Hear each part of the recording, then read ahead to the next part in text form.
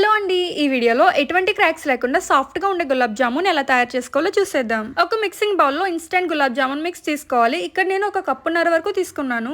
దీంట్లో కాచి చల్లార్చిన పాలు కొంచెం కొంచెం వేసుకుంటూ వేళ్లతో ఇలా మిక్స్ చేసుకోవాలి, ఎటువంటి ఒత్తిడి పెట్టకుండా పిండి మీద.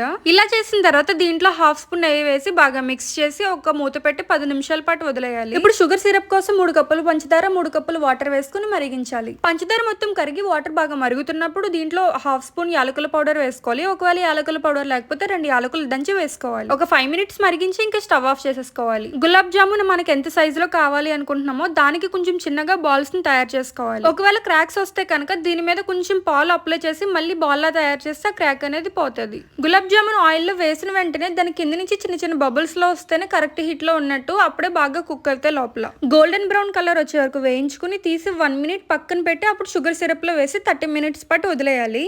అంతే, రెడీ అయిపోయింది. వీడియో నచ్చితే లైక్ చేయండి.